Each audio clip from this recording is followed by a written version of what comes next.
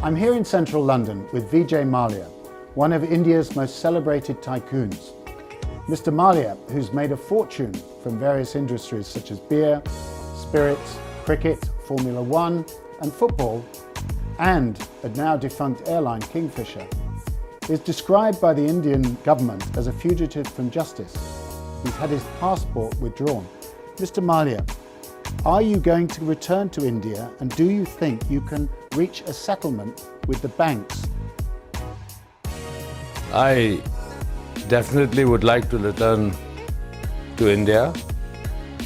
Right now, things are flying at me fast and furious. My passport has been revoked. I don't know what the government is going to do next. But I have always maintained that notwithstanding anything else, I am interested in a settlement with the Kingfisher Airline bankers and would like to repeat that I will reach out if they are interested in making a settlement. And you've made an offer of £440 million? That is correct. And are you prepared to go higher? Well, the banks need to also consider the fact that there are other creditors who also need to be paid off and satisfied. I can't possibly be seen to be giving preference to the banks just because of this extraordinary pressure being put on me by various government agencies. Who is behind the move to withdraw your passport? I wish I knew. Are they faceless bureaucrats, or is it the Prime Minister, Mr. Modi, who is a noted austere figure? All I can say is that the manner in which my passport was first suspended and then revoked is unprecedented and was done with extraordinary haste. You heard about it on a Saturday evening? Absolutely. By fax? By email. But be that as it may, and you had 7 days to respond, is that right? Well, the first notice of suspension came on a public holiday last week. I replied, and my reply was not considered, and the passport was revoked on Saturday. Do you think that you will have to sell down some stakes in other businesses in order to raise money to reach an overall settlement? And would you be willing to do that? I have already expressed my willingness to settle with the banks. A settlement offer was proposed to the Honorable Supreme Court of India, which obviously means it was a very serious offer. And now the Supreme Court has directed the Debt Recovery Tribunal to dispose of the main matter in 2 months. But notwithstanding that legal process, my offer for settlement stands. And what is the amount that you believe is the outstanding debt that is owed as a result of the collapse of Kingfisher Airlines? 520 million The pounds? filings before the Debt Recovery Tribunal by the consortium of bankers is of a principal amount of little over 500 million pounds.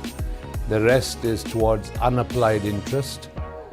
And the banks say it's 900 million. Well, I don't know whether it's the banks or the media or a combination of the two. A dangerous combination. Indeed, but that's how India is. I have never been able to understand where this 9,000 crore or 900 million figure came from.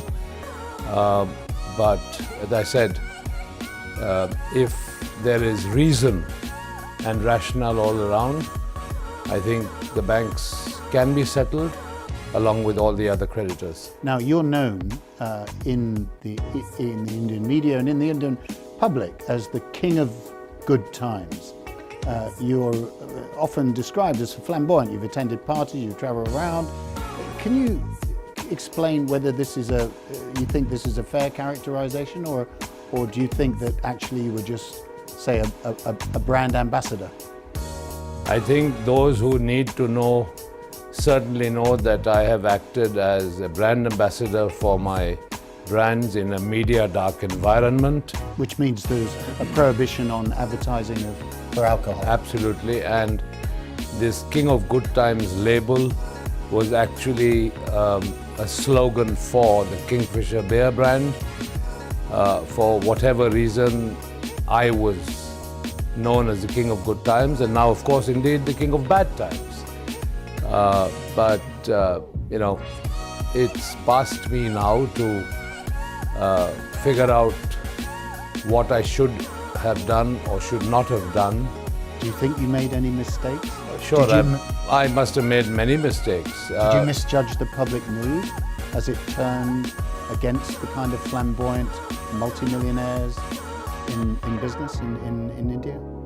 You know, we are in a democracy in India.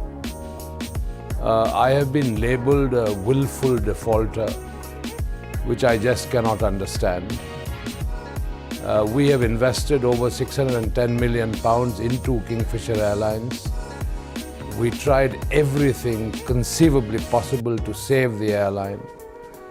A combination of macroeconomic factors and then government policies Oil went up to unfortunately $150. could not save Kingfisher. But notwithstanding all that, I have lived my life in my normal way. People think I'm flamboyant. Actually, I'm quite simple. That's quite a flamboyant title. Yeah, absolutely. There's nothing wrong in wearing a colorful piece of clothing. But to cut a long story short, I've worked hard all my life. I want to try and settle with these banks and then live my life in peace. And that's my focus right now. Do you think that you'll ever be able to go back into business in India? Well, I currently have businesses in India which I don't intend to sell. And these businesses are doing very well. You asked me whether I could go back to India. Well, if I had a passport, I could. But right now, I'm in forced exile.